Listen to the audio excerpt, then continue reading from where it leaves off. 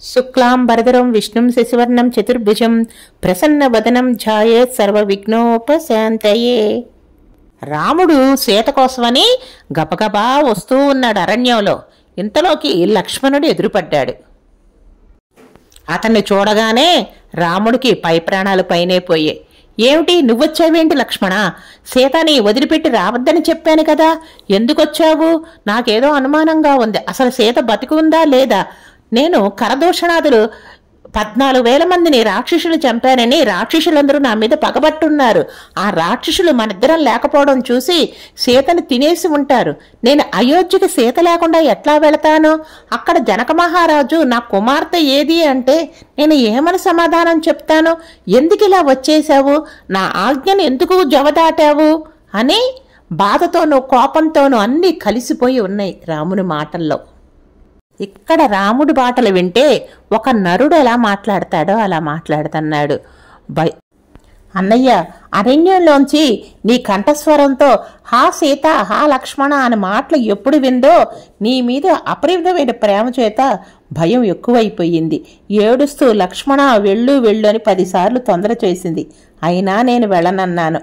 రాముని నోటి వెంట నీచంగా రక్షించండి రక్షించండి అని ఎప్పటికీ రాదు. రాముని నువ్వు అర్థం చేసుకో. అన్నయ్య అలా అరవడు, నన్ను నమ్ము, ఇది రాక్షస మాయయే అని పరిపరి విధాలుగా వదినికి నచ్చ చెప్పాను. అయినా వదినికి భయం వదలలేదు. చాలా భయపడిపోయి తొందర పెట్టింది నన్ను వెళ్ళమని అంది. అయినా నేను వెళ్ళకపోతే నానా రకాలైన మాటలు అన్నది. భరతునితో కలిపి నన్ను అంది. భరతుడు రాజ్యం లాగేసుకున్నాడు, నీవు వదిలిని పొందటానికే ఈ విధంగా వెళ్లకుండా ఉన్నావని ఆ మాటలు భరించలేకే నేను వచ్చాను. అంతేగాని వదిలిని వదిలిపెట్టి రావాలని నేను అనుకోలేదు అన్నాడు.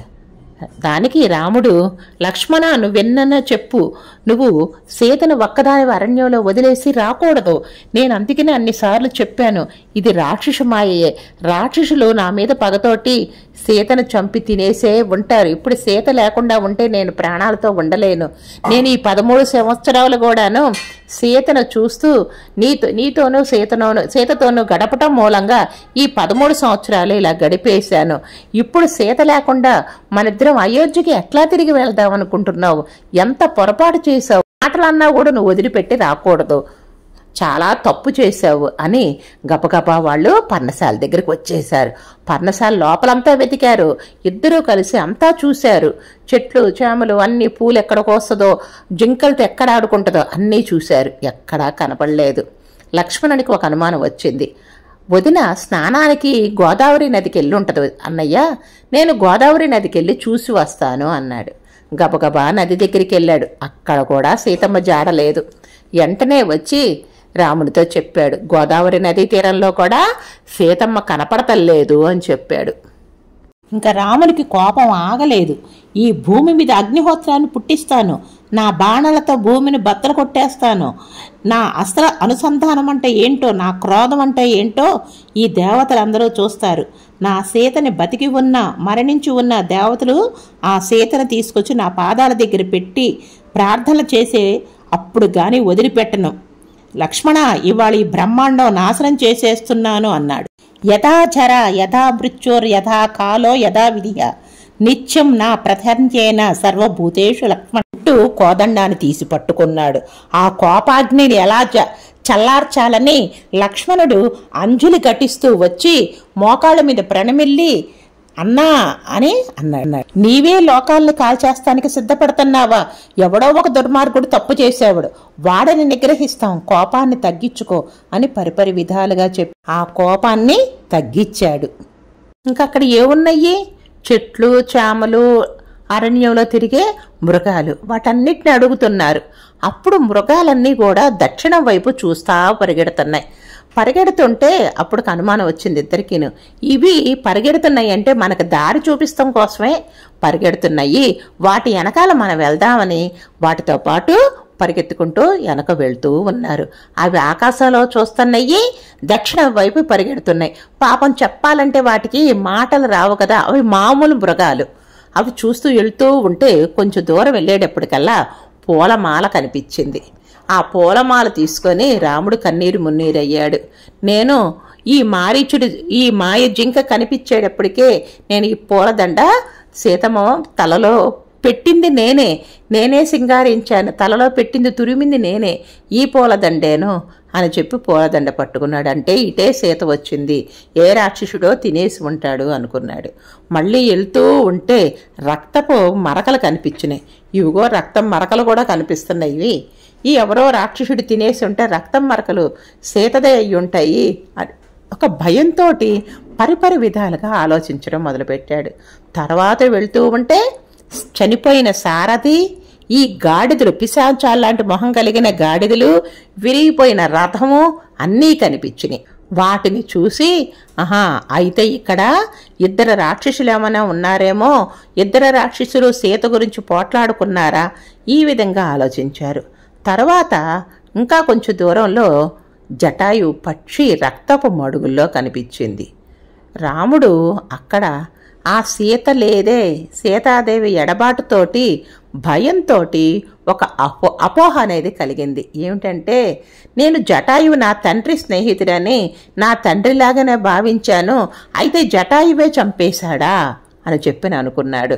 జటాయువు చంపేశాడా, జటాయువుతోనూ ఇంకొకళ్ళతోనూ ఏమైనా యుద్ధం జరిగిందా, జటాయువు కూడా గాయపడి ఉన్నాడు అనుకొని కోదండం పట్టుకొని జటాయువు దగ్గరికి వెళ్ళిపోతున్నాడు.